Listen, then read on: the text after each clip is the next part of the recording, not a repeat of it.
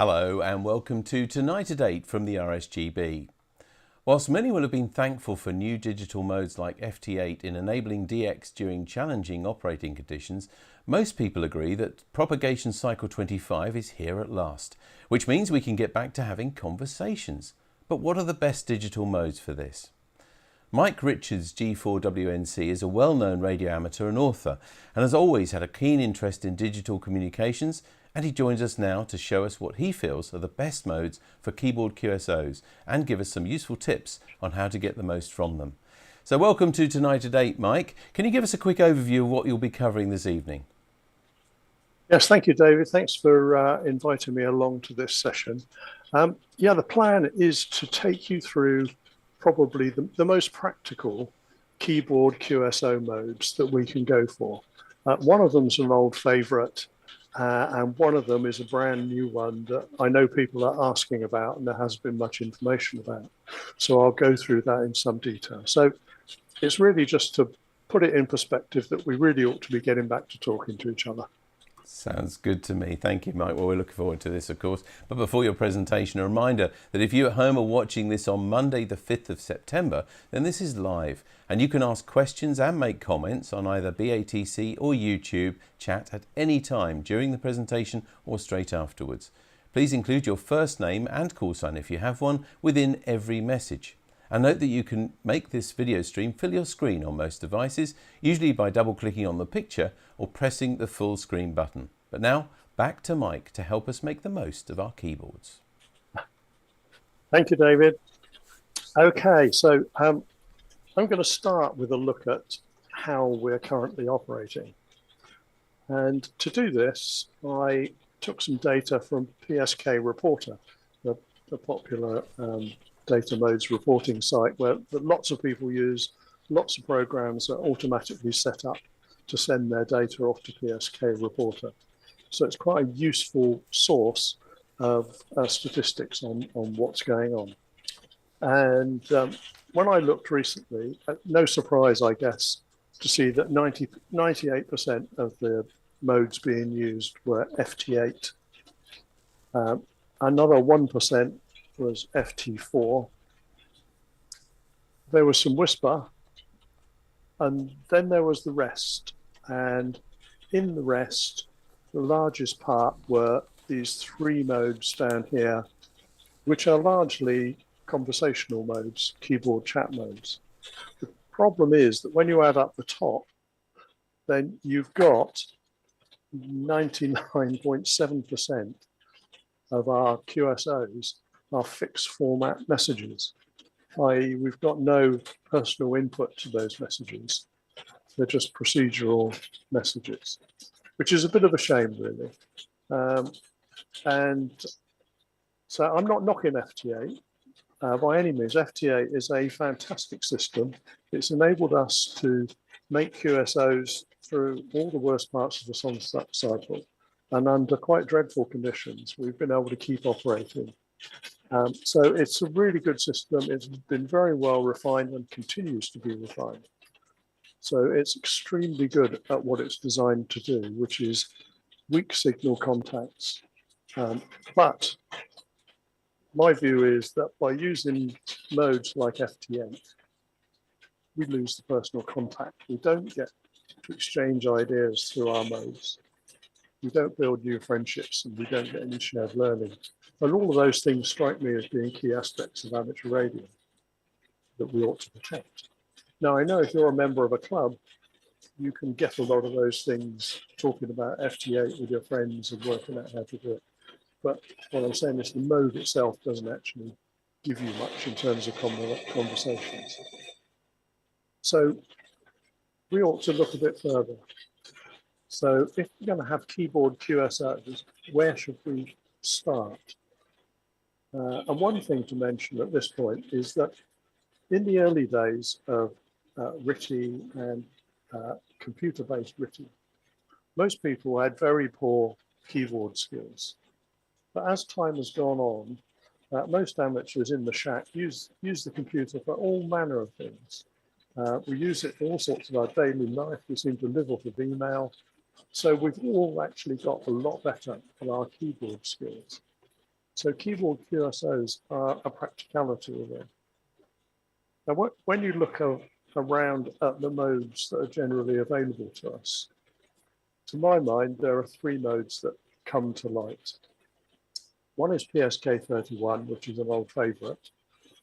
The other is JS8 Call, which I'll cover in a minute, and that's a relatively new mode. Been going for a few years, but it's relatively new. And Vara AC, which is the newest one, which has got all sorts of potential. The important point about all of these, of course, is that it's all available with free software, which makes it easy to experiment. In fact, if you've already got an FT8 set up, you don't even need to do anything with your connections, because all the connections that you need for FT8 will also work for these keyboard modes. So let me just run through the sorts of requirements, because some people may be new to data modes and thinking, okay, well, what do we need to get started? Well, all the modern data modes are generated as audio signals within a computer. And all we need to do is get those audio signals to our HF transceivers.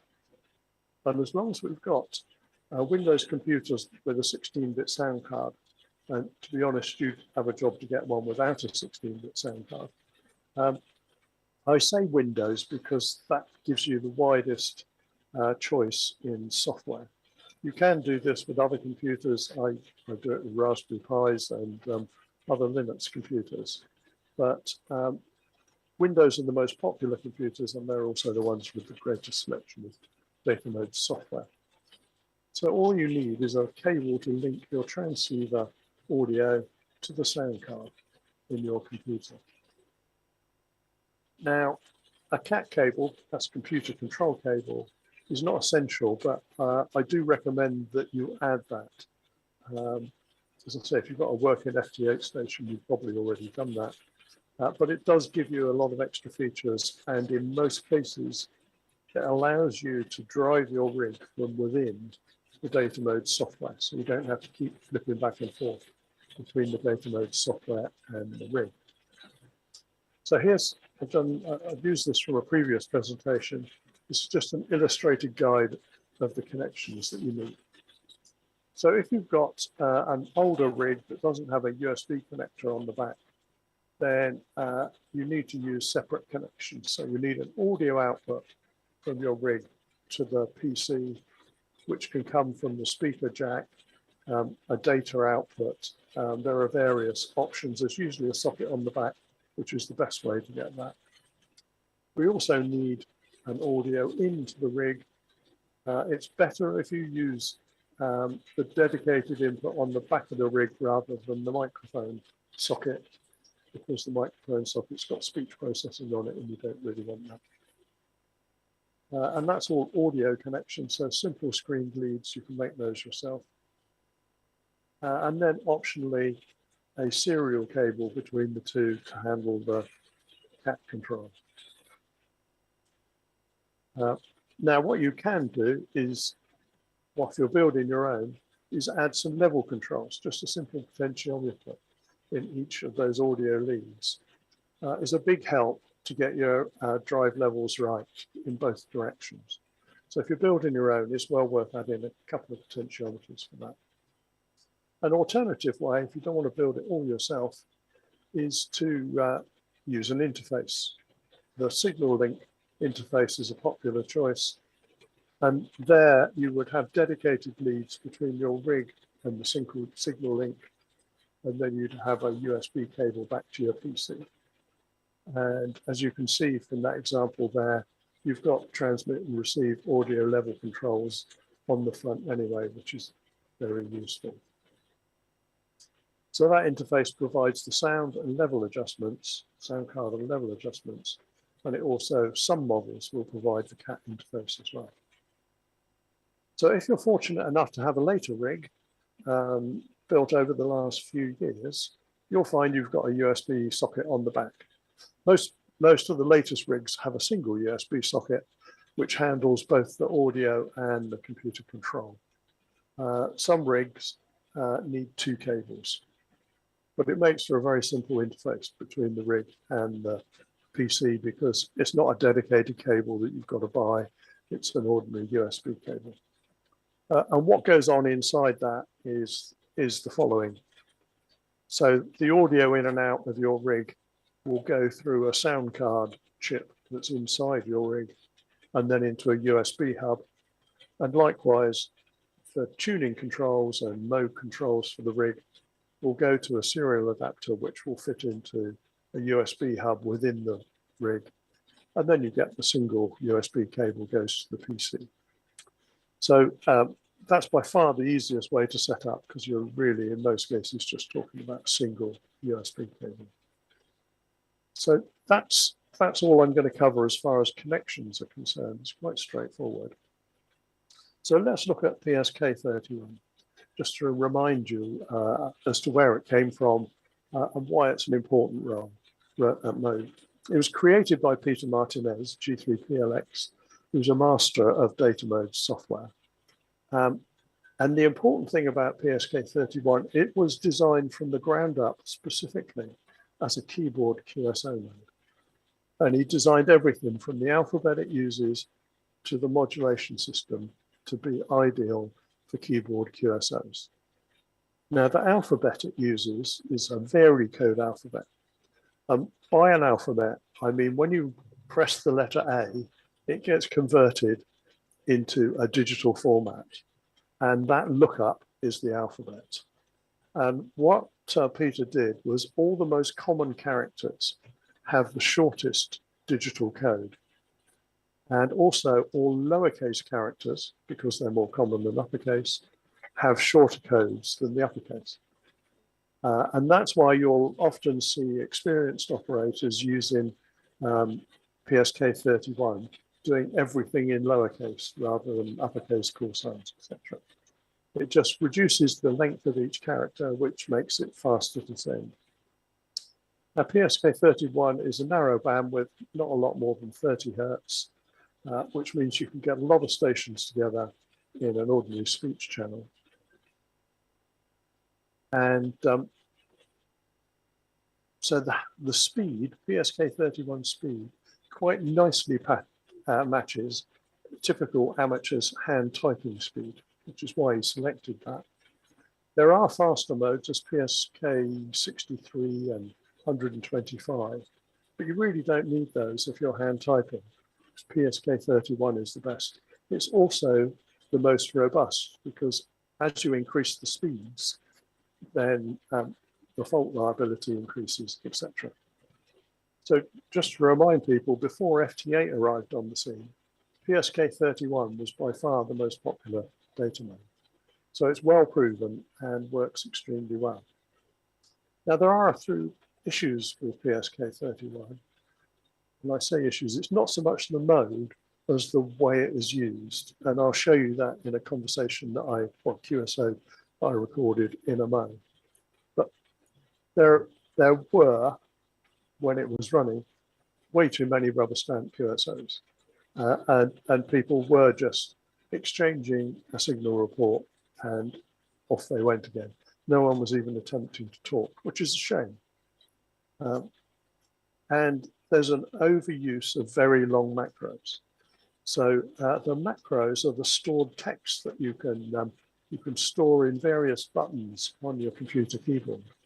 So that instead of having to type things like your station details, you can store them on the computer. So it's one key press and the computer will send your station details.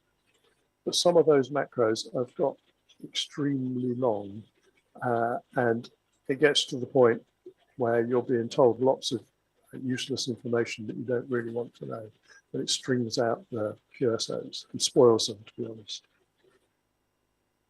So some of the positives, it's really fast and easy to use. You literally put yourself into transmit and you can start typing completely freely.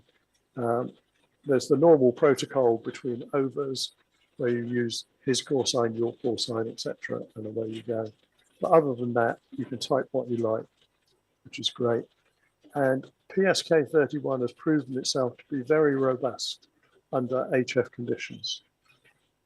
So it really is an extremely good mode, very simple mode, for doing hand-type QSO. Here's just a few tips I can offer you for getting started. So first point to note is that it's 100% duty cycle mode. So for most common transceivers, that means if it's a 100-watt transceiver, you've probably got to reduce the output to around about 30 watts or so. Watch your drive levels. The general rule is you adjust your drive until the ALC just starts to come in and then just back off a fraction. You also need to just be careful on how much audio you're feeding into the rig so that you don't overdrive the rig. Use the macros to save typing, but keep them brief and to the point and useful. Don't create great long macros because they really do spoil it. So what I thought we'd do at this point, I recorded a QSO that I had the other day with a fellow amateur, and I just thought I'd play that back so you can see what a typical QSO looks like at the moment. Now, Kurt uses fairly long. I'll just pause this beginning. He uses fairly long macros. So this is an example of that. And what I've done in this recording is that I've sped it up when we get to his macros, so you don't have to wait for it all to come through.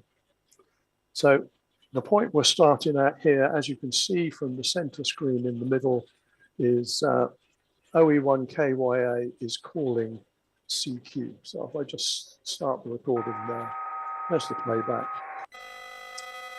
And that is me going back to him.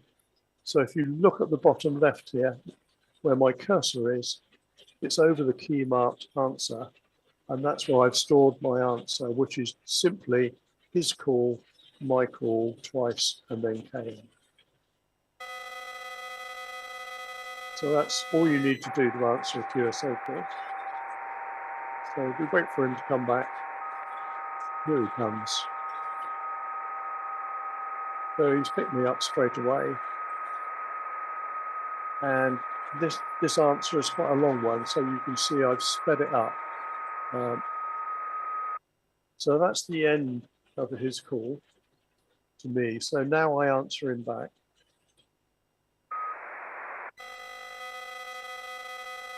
So there.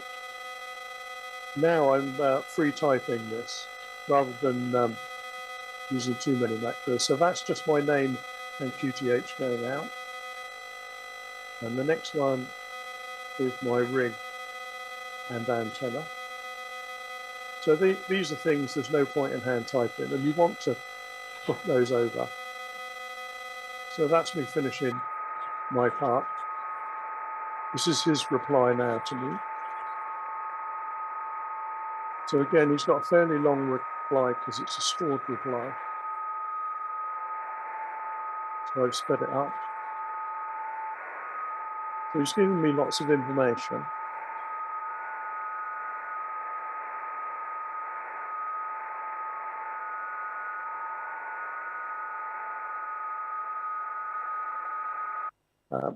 And he's also, he's obviously looked me up on QRZ, got my email address, and he sent me some photos of his QTH, which is all very efficient. So he's got everything linked up in his station. So he's putting it back to me now. So I do my answer, which is just his call sign and my call sign. That's my stored key.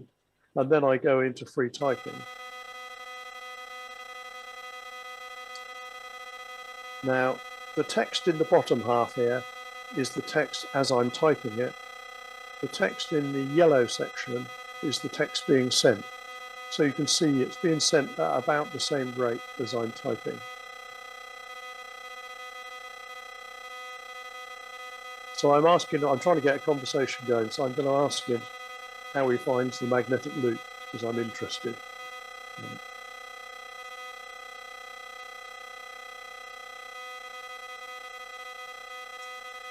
So this is me just typing away. But what I'm trying to do is prompt him to engage in the conversation. So I send it back to him.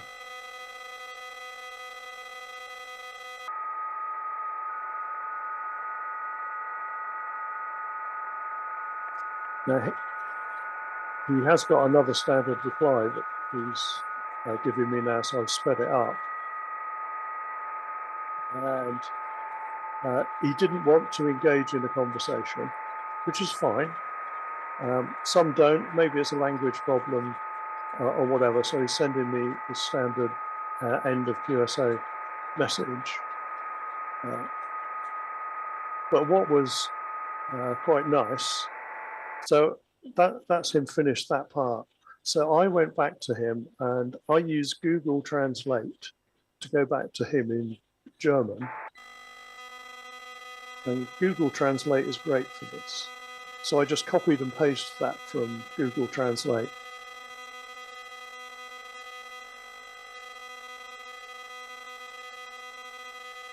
And you can actually have a QSO using Google Translate because it's so fast. So he's going to do his sign off. Now, although he didn't engage in the conversation with me in this, he did actually register my question to him, and he very kindly sent me a whole load of details on the antenna that I was asking about. So that's the end of that call. So that gives you an example of a PSK31 QSO. And it shows the, let's get the slide going. It shows the issue of the long macros and how they can dominate and stop people having an open QSO. So here's a couple of ideas as to how to start a conversation. So the easiest way to start a conversation with someone is ask them about something that they'll know about. So ask them about their rig or their antenna, ask about the band conditions, the weather, etc., and see if you can engage them in conversation. If there's a language problem, do try using Google Translate. I've used it and it's very quick and easy to use. And you can just copy and paste it into the message buffer. So here's an example. This is the window you get up in Google Translate. And you can just type your English on one side and out comes the German on the other side that you can copy and paste and put into your data modes program. If you click the two-way button in between, the conversion goes the other way. So if he comes back to you in German, you can just copy all the text, his German text, and plop it into Google Translate and you'll get a translation. Now it actually handles, I wondered how it would handle technical words, etc. It handles them quite well because if it doesn't recognize it, ignores it and leaves it alone. So as it has done in this case, I've done thanks for the QSO. It didn't know what to do with QSO, so it just left it, and so it works.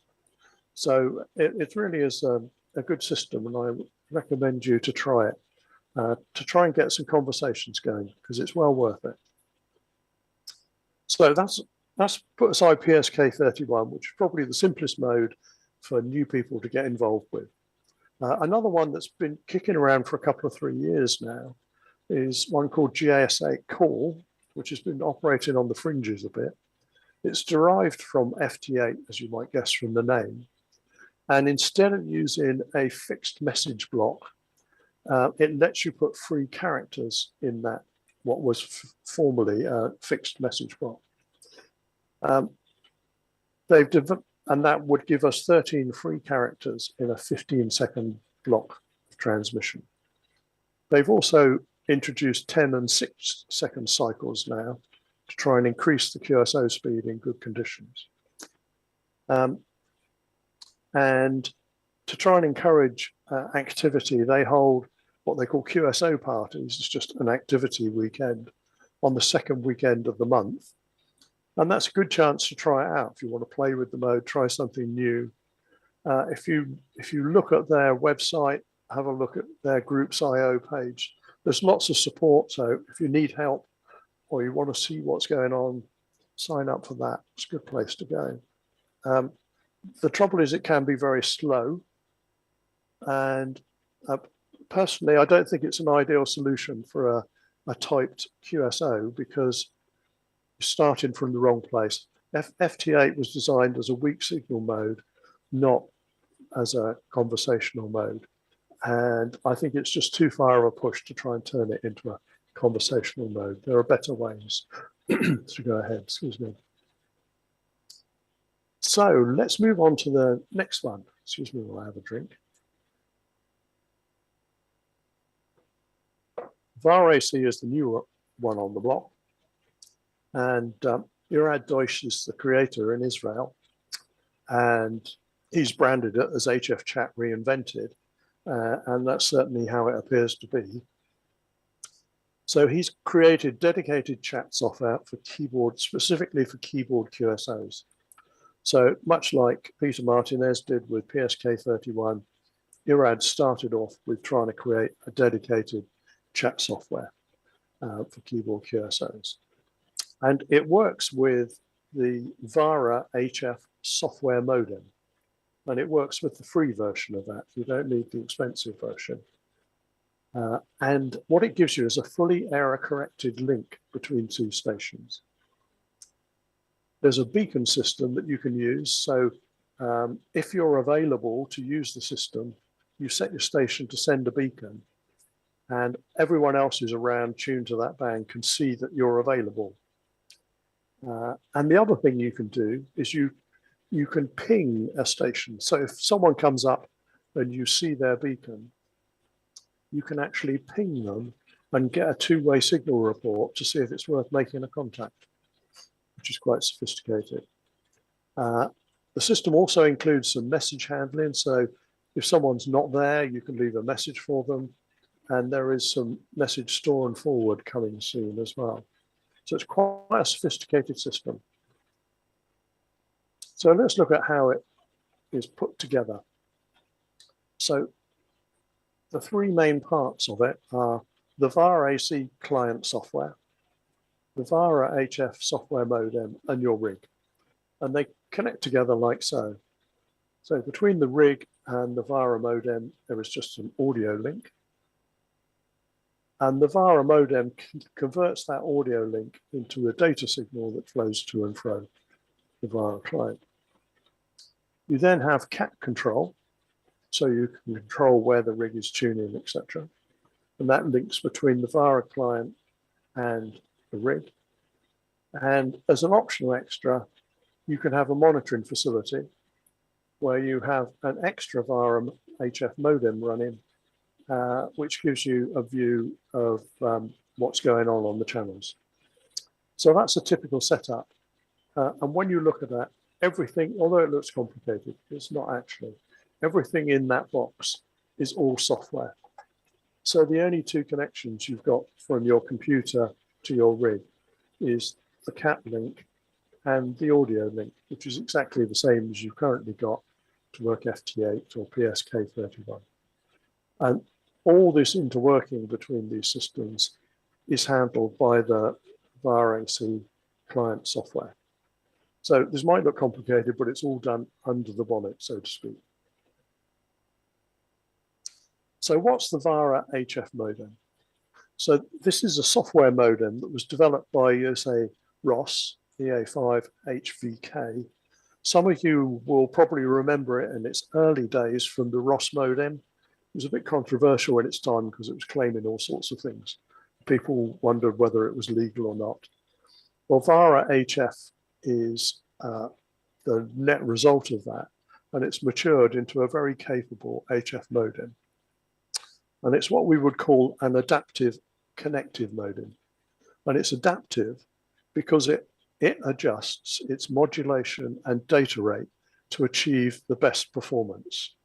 So the two modems can talk to each other to work out what's the fastest speed we can go at for the lowest error rate. And it works that out for itself. And we call it a connected modem because it creates an error-corrected link between two connected stations. It's not easy to say that. So So it locks two stations together. It's a bit like, if you remember the old days of Amtor, it's rather like a modern version of Amtor in some ways, where the two stations lock together. One of the important things is when you're using Vara AC, you don't have to repeat anything because the system automatically does it. So if something doesn't get through, the system will repeat it until it does get through. And just to give it some street cred, the Vara HF modem has been adopted by WinLink for their networks. And as you probably know, they're used for HF email links all over the world. They're also used for a lot of emergency communications in the States. The modem features 17 different speed levels that it can use. And that ranges from 18 bits per second through to nearly 8,500 bits per second.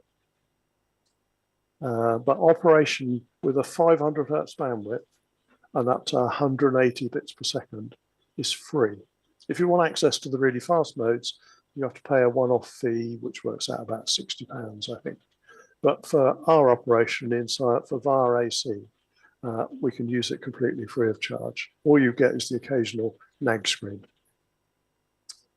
And the Vara AC software manages the communication with Vara HF, so you don't have to worry about any of that at all. So when you're installing it, if I can just give you a tip as to how to install it, I've put it on my C drive on my Windows computer.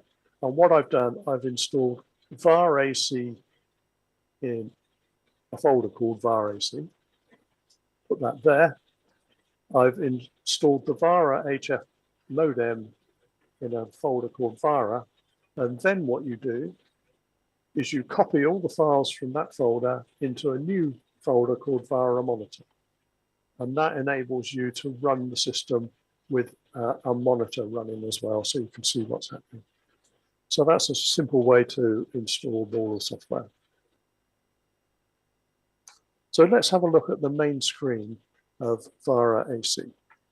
So looks quite busy to start off with. There's lots going on in here, but it's actually quite simple to understand.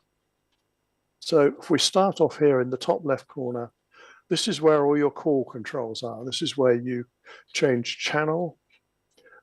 This is where you can connect to people. It's where you disconnect from people. It's where you start your CQ calls.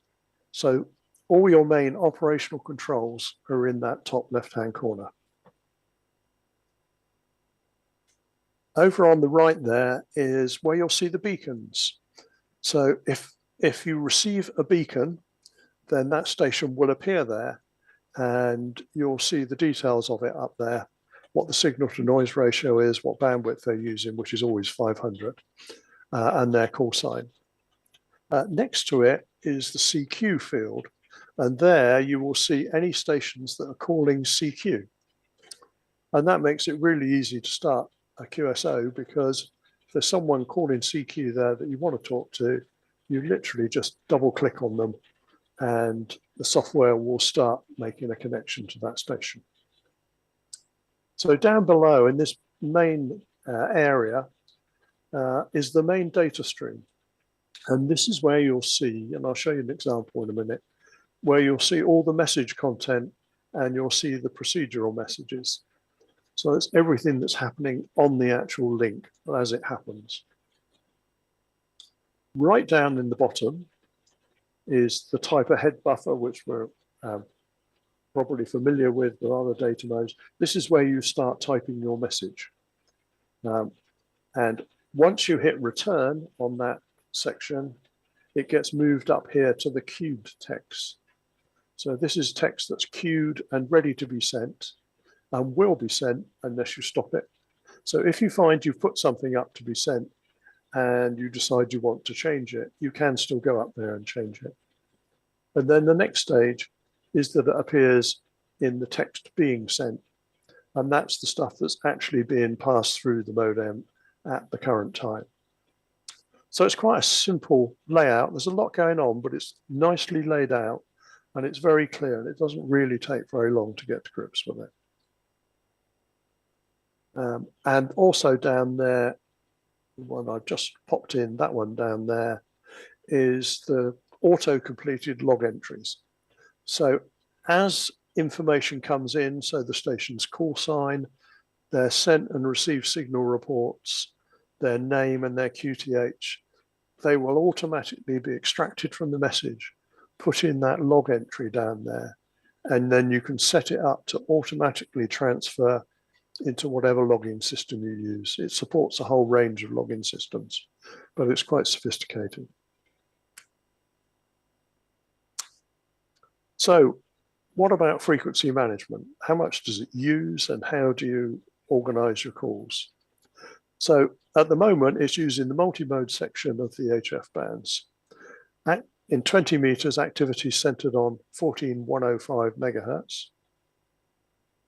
And it employs a slot system to manage the traffic.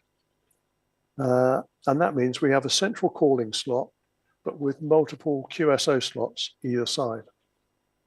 Here's a diagram so you can visualize how it works. So there's our center calling frequency. And below that, we have five slots, number 1 to 5. And then above it, we have another 5 slots, numbered 11 to 15. And that makes a total width of 10 kilohertz for all the channels when they're occupied. So each one is a 500 hertz slot, which is spaced at 750 hertz to give a certain amount of guard band between each QSO. So that's how the segment is organized. Now, obviously, this is early days. This may need to change and move around the band, but this is how it currently operates, and it seems to work very well. Now, one of the things that I think is really well thought is how you call CQ. So when you press the CQ button in the main control panel, you'll get this wizard come up, which has got lots of instructions in there to tell you what to do. And there's just 3 steps to it. So the first step is you select the slot that you want to have the QSO on. So the frequency in the middle there is the calling frequency, but either side are those slots that we just described. So you pick the slot that you want to have a QSO on. Now at this point, you don't know whether it's free or not. So you move down to the next step. And here is a thing called a slot sniffer. And when you press that button, it retunes your rig to the slot that you've chosen so you can listen to it and make sure it's free. So if it is free, you can then go on and call CQ. What that will cause the modem to do then is to call CQ on the calling channel, but encoded within the CQ call is the requirement for any answering station to go to the slot you've specified. So sounds complicated, I know, but it's done automatically. So once you've selected your slot called CQ, if someone double clicks on your, let's go back from that. Someone double clicks on your call sign in the CQ box, their rig will automatically move to the frequency that you've selected when you put out your CQ call. Very neat system.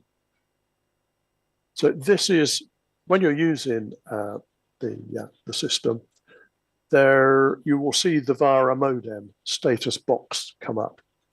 And what you see here is a bar chart which shows you the data rate you've been achieving. This is all just for information. You will see a constellation diagram on the right-hand side. You'll see the signal to noise ratio meter down there. And you'll see these blocks light up to indicate what's happening to the data flow, whether there's data flowing, an acknowledgement, a negative acknowledgement, etc. And you'll also be able to see the amount of automatic frequency control that's been applied to keep it station in tune. So what I'm going to show you now, I'm just going to play you an example of pinging a station. So let's just bring this up. Pause that a minute. So here we are in the main interface, and you'll see my cursor move up over here to the CT call sign, and I'll right click on it, and there'll be a little menu come up, like so, and you can see one of the options is to ping that station. And when I choose that option, it will start to ping that station, and you will end up with your signal report and you'll know his signal report, so you can see what the link looks like. Now, I've recorded my transmit tones as well as the receive tones so you can hear them. The loud tones are my transmit audio.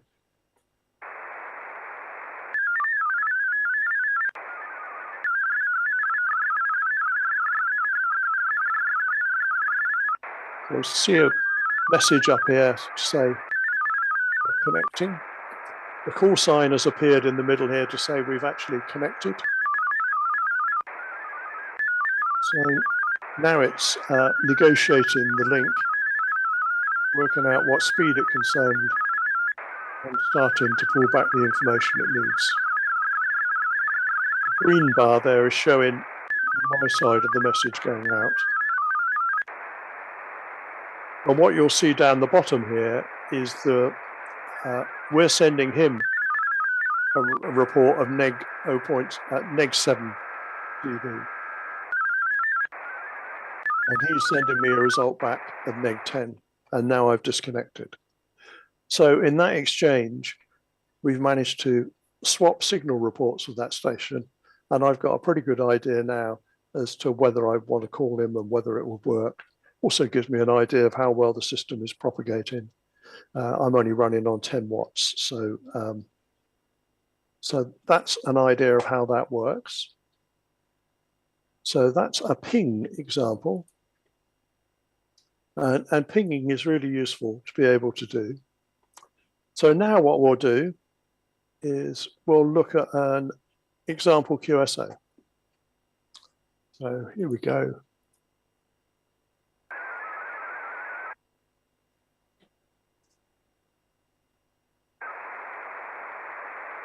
So I'm going to go over here and double click and call that guy. Now, when I called him, my frequency changed from 105 to 105.75 because that's the channel or the slot that he's selected, slot 11. So it did that automatically. As soon as I double clicked on it, it retuned me, so I replied to him on the right frequency. So it's starting its negotiations at the moment to set up the link. When the connection's in place, you will see his call sign appear here.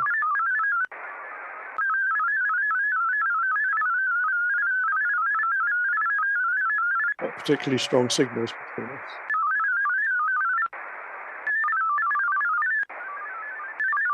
There we go, we're connected now, so notice the change of speed there.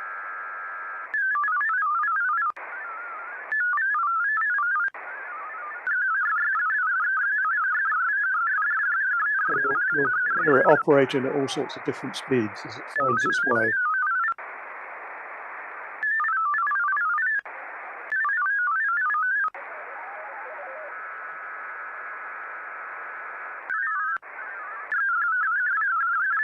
And in this middle box here, you can see the QSO starting to build up.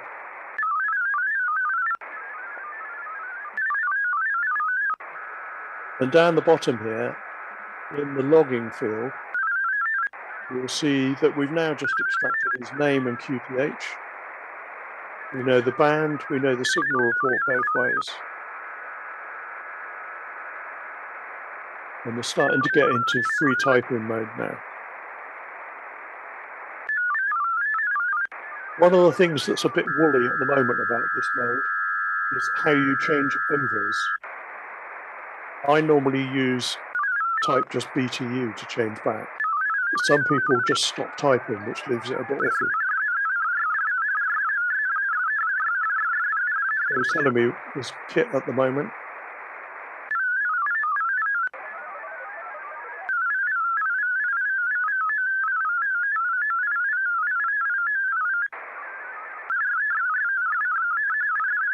This green bar is my part of the message going out.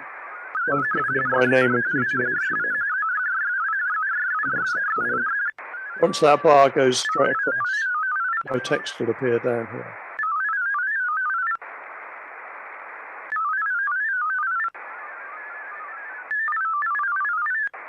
There we go, that's that gone out.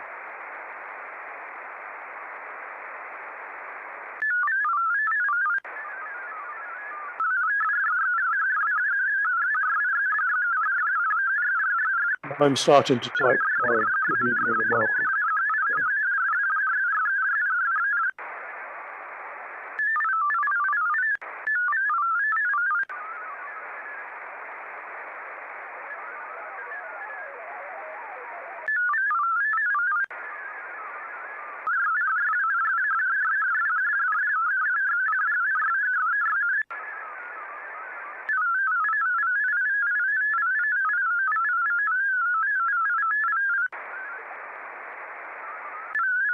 There's been a few slow bits in this QSO because we're unsure as to who's transmitting next. I think to straighten that out a bit. But you can see I'm typing away at the bottom here. That text has now gone into the message that's queued. It will now automatically go up there and find its way out.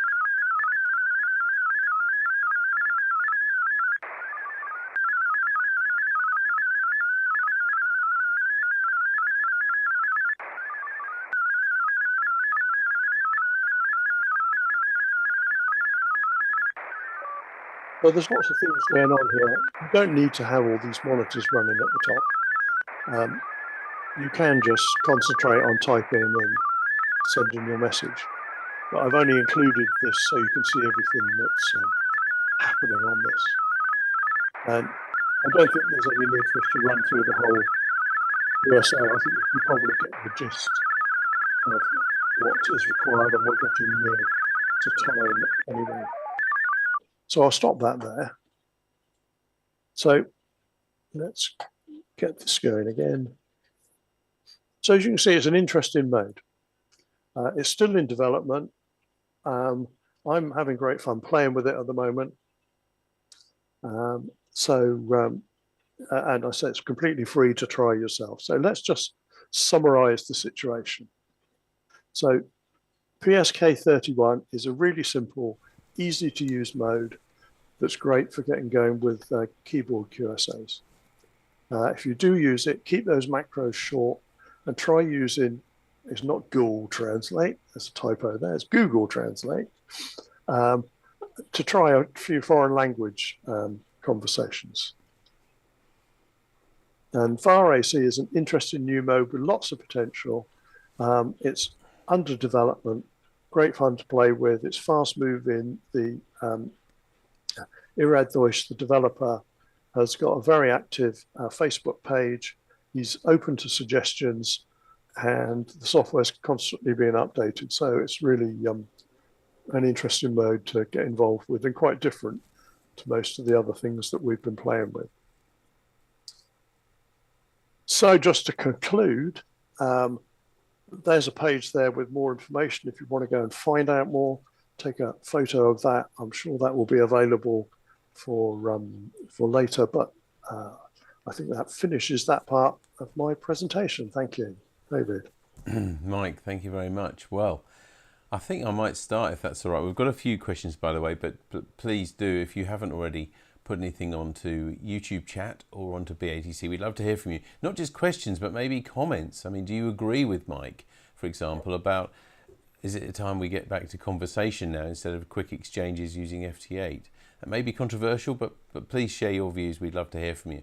I think the one thing I'd like to say, Mike, at the beginning was the shock for me and maybe many others when you gave the statistics about the modes that were being used in average.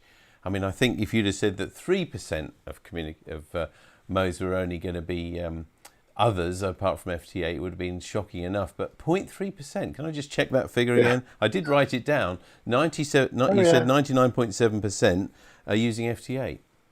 Yeah. Oh yeah, it's scary. Yeah. It is rather, because it almost means that, you know, other modes possibly are, I don't want to say dead, but they're as good as. In fact, it's an exchange with a few people on YouTube chat a moment ago just saying, you know, there just isn't much conversation out there. So, well, I think... No, that's right. It is improving, I have to say. I've noticed in the past 2 or 3 months there is more PSK31 activity, and And do you put that down to mainly then the conditions, which have been really quite bad, and but now we're into this new propagation cycle, that should improve? it might be, though. To be honest, when I was writing I write a data modes column in PW, as probably most people know. And I've been banging on trying to get people to talk for years, as opposed to doing rubber stamp. Because even when we didn't have FT8, the majority of PSK31 QSOs were rubber stamp QSOs, where everything was a 599 report. And it was hello, goodbye, off we go. Another one for the logbook. And I just wanted to see a little bit more where people try and talk to each other. Yeah. And like I did with that, with Kurt, he had a magnetic loop antenna that I was interested in. And because I asked him, although he didn't get involved in a conversation at the time, he did send me all the details of his antenna, which was great. So we got something out of it because I asked. Yeah. And you'll often find that, and you might make some new friends, you might have some new ideas of all sorts of things. As you say, for many of us, I mean, some people it is about how many contacts you can make and very quick exchanges all around the world. But I mean, for a lot of us, we do want to chat and have conversations as well. So I'm sure I'm not the only one who agrees with that. But as I said to everybody at home now watching, please let us have your comments, your thoughts about this as well. And should we be really getting back to having these QSOs, whether they're on voice or CW, or of course on these digital modes that Mike has shown us tonight. So drop them now onto BATC chat or onto YouTube chat. We'd love to hear from you. Had a few comments actually. For a question here from G4WNC, what is var AC created or written in? Is it C++, Qt, etc.? C sharp. C sharp. I mean, maybe it's on Windows. Yeah. I was going to ask that. I was going to, one of the suggestions might be as well that obviously Windows PCs are very prolific in the amateur world, but also a lot of people got Macs, Linux, and maybe tablets as well. So are there any ways of using VAR AC or any of these other things, for example, on different platforms, do you know? Well, certainly PSK31 you can use on anything. There's no problem with that. VAR AC, I think, well, because it's written in C sharp, is only currently available on Windows. So whether that'll end up changing or not, I don't know. I guess that's about demand and things like that, isn't it? Yeah, that's one for like a lot of these things, it's a one-man show. The people that develop these software, it's very often one person's baby. And so he uses what he's familiar with. And he's not actually producing it for a wide market, a commercial market. He's producing it for his own interest and sharing it with everyone. And I think you said it was free except for if you go up to a higher speed. Is that right? Yeah, well, the VAR AC is the one that's produced by Irad Deutsch, which is separate from the Vara modem, which is produced by Vara Ross. Okay, VAR AC uses the modem, but they're produced by two different people. So the Vara HF modem is free for the sorts of speeds you need for VAR AC. But if you want to use the Vara HF modem at high speed, then Jose Ross charges about 60 quid for that. It's a one-off charge and you use it as much as you like. Okay, thank you, Mike. Over on BATC, we've got G4WNC coming from a very rainy and stormy Belgium, he says. Firstly, a comment or an observation, and then another point that he raises about JS8 call. Firstly, he says, during the last month, testing ONVK path between 0600 and 0800 UTC with QSO spotting on 7 to 10 days with 20 watt Ampro whip on the balcony, he says. But he does point out that JS8 call, which you did cover briefly, also has beacon, HB, message, APRS, email and SMS. Yep. Yeah, it does. And the only reason it has been expanded to do all sorts of short form messaging, but I think that's all it's only any good for is short form messaging. It's only it's me being contentious, perhaps, because it's trying to take a mode that was specifically designed for weak signal propagation of fixed messages and bend it to do something entirely different. Whereas I'm more inclined to think designing something that's meant to do what you really want to do is perhaps a better way to go. And that's what Vara AC is doing, and that's what PSK31 did. Yeah, so it's worth encouraging, especially with numbers so small using other modes. I've got nothing against JS8 call. It's just personally, I don't think it's got a particular future. And I've played with it, and I just think it's a bit limited. But it's great to play with it. It's all part of amateur radio, and try these different things. And good on everyone that wants to have a go with it. I don't knock them at all. Absolutely.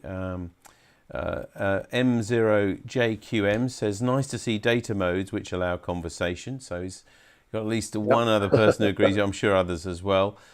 Peter G4WNC says, really interesting, Mike. Thank you. Not heard of Vara AC, but we'll be trying it out. That's from Pete. A question from Terry G3VFC. With Vara AC, does the rig frequency move or does the modulation frequency move? Rig frequency moves, I'm sure. Because you said there was a cat link. For it does. Rigs. It uses the cat link to reach in the rig, yeah. Okay.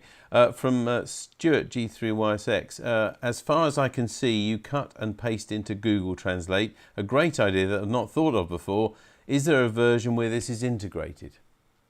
No. Okay. No, but it's a good idea. But because one thing that's good about Google Translate is the little Google Translate panel is quite small and compact, and it's quite easy to have it running on your screen with all the other software. So you can pop stuff into it, copy stuff out of it quite easily without having to switch whole screens around. Yes. And I guess because it's a live thing as well over the web, and they probably wouldn't want you sort of taking the software anyway and encapsulating it. It'll keep it up to date, won't it? There probably is an API somewhere where you can use Google Translate. It's the sort of thing you could mention to the developer and see if he's interested. But you said he's very open to suggestions and recommendations. Good. Yeah, he is. Okay. Terry G3VFC, another question. Can more than 2 stations be in a QSO as in a net? No, it's a bit like the old AmTOR. It's the whole thing works on 2 stations being logged together, and as soon as you add another station, the errors are going to be different. So you're not going to be knowing which one you're trying to correct. So it is very definitely a one-to-one system. Okay, thank you. Victor Brand, fine talk. He says, presume my present PSK not suitable for Vara AC. Your setup would be, Victor. Nice to hear from you. The setup that you've got, i.e. your interconnections, would be able to use Vara AC. So if you've got a working PSK31 station, all you've got to do is load the software to run Vara AC. Okay, thanks, Mike. I'm just looking down some of the other points. If you have got a last-minute point or question or suggestion or comment or anything like that, please put them on now because we're coming to the end of our presentation tonight. G5STU says that I do create C# desktop software too. So that's maybe you can help with some of that conversions there. Andy M7CUN, he says Vara AC looks fascinating. I'll be interested to see if it gets taken up in any large numbers. Well, you could add to that, couldn't you, Andy? So you'll be one other. I mean, have you got any feel those staggering figures about 0.3% are people are only using the other modes? I mean, do you have any feeling, Mike, in this country, for example, of how many hundreds or even thousands of people are using this Vara AC? It's quite low numbers, but at the moment, the people that are using it are quite active. So I've been able to make calls with it every day over the last week or two when I've been playing with it. I've been able to find calls most times of day. It's being used more in the UK and as far away as India and less so in the US at the moment. So it'd be good, of course, if we can get critical mass, if we can get people in the US to use it more. So maybe if this is something that you're at home now, after watching this program, give it a try. And if you like it, encourage others to try it. And then it might become more of a standard. Yeah, it is. I mean, I know I showed you quite a lot of complicated stuff, and the noises sound complicated. It is actually very easy to use. Iran's done a very good job of making it easy to use. There's some good documentation on the site, and there is a manual, a Vara AC manual. I've printed it out here. It's a PDF document. I just sent it off and got it printed up. That goes through in detail how it all operates. But yeah, it's good, and I shall be covering it in detail in my column, of course.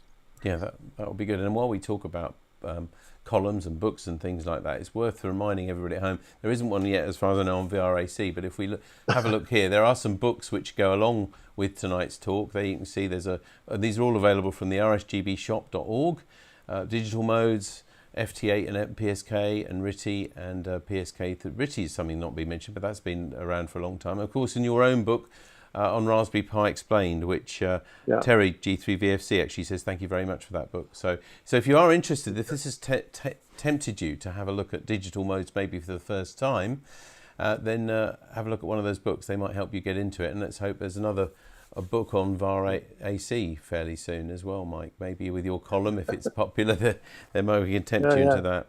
We've got another question. Sorry. Okay, go on. Yeah, the other thing to point out, I think I mentioned it at some point in the conversation, is that most people's keyboard skills are much better these days than they were a few years ago, because we all have to use keyboards every day in the shack and in our normal life. So we've all got better at typing.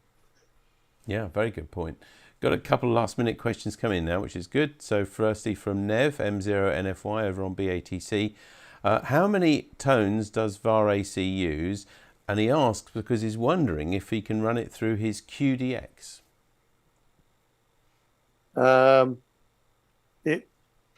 Goodness me. Well, the number of tones that it will use doing VAR-AC is quite small. I think it's only up to 4 or maybe 8 tones for the lower speed. I think for the higher speed, it's either up to 32 or 64. But that's on the paid version going super fast. Yeah. So for VAR-AC speeds, it's 2, 4, or possibly 8. Okay, the QDX, by the way, for anybody watching, is a kit by Hans Summers, who has very famously made the QCX a few years ago for CW. The QDX is a little transceiver kit, which he makes just for digital modes, around about £60, something like that, for this little kit. So I guess if there's the interest again in that, then maybe other modes can be used. So Nev, it'd be nice to hear from you if you manage to get that working with that. A Richard G4KRW, he asks, is VAR-AC used on bands other than 20 meters at the moment? Yes, it's used all over the place on the HF bands. If you download the software, all the frequencies are loaded into it. So in that panel I showed you, in the main panel, up in the top left, if you click on the frequency panel, it will show you all the channels that they're currently using for VAR-AC. So it is being used all over the place. Okay, and a little comment which will take some of us of certain ages back as well, from Hamilton M7HCL. He says, back in the late 80s, I used RTTY via Radio Raft program on the Sinclair Spectrum 48K. Oh, I remember Radio Raft. Yeah, I've used that. Sounds good. I wasn't into radio in those days, but certainly remember the Spectrum. Must be nearly as old. Must be nearly as old as me. Well, I'm not going to get into that. And again, lots of thanks and everything else, Mike, as well, from various people. Thank you for a very interesting presentation just come in from Mikhail, SM7UDB as well. So I think that wraps up probably all the questions and feedback that we've got. But I think your message tonight, which is really, let's get talking again. I think from me, my personal point of view, and I'm sure many others as well, yes, these exchanges via FT8, we've been really grateful for that technology, but now maybe it's getting back to the core of our hobby, communicating and talking properly. So learning from each other's as well. Absolutely. Yeah. So I wish you well, Mike. Thank you ever so much for tonight's talk. It's getting a really good refresher on digital modes, including this Vara AC, which I'm sure for a lot of people it's the first time they've heard about it. Really grateful to you. Thank you very much, Mike Richards, G4WNC. And that's it from Mike. That concludes this webinar. And thanks once again to our guest presenter tonight, Mike Richards, G4WNC. And thanks also to our studio director, Tammy Palmer, M0TC, and the RSGB team who helped put this series together behind the scenes. We hope you've enjoyed this Tonight at 8. And if you'd like to see details of this and other future webinars or recordings of past editions, please visit rsgb.org/webinars, where you can also send us comments and feedback. Also, the RSGB convention at Milton Keynes returns in October in a new hybrid format. The convention is a great place to meet fellow amateurs and will include many varied and interesting presentations. If you can't be at the event in person this time, some of the presentations will also be live streamed. For more details, please see rsgb.org/convention. And booking is open now. And a tip that if you subscribe to the RSGB's YouTube channel, you'll also be notified of all upcoming Tonight at 8 webinars, as well as other new videos and presentations from the Society on a wide range of amateur radio topics. But until next time, this is David G7URP signing off and clear. Bye-bye.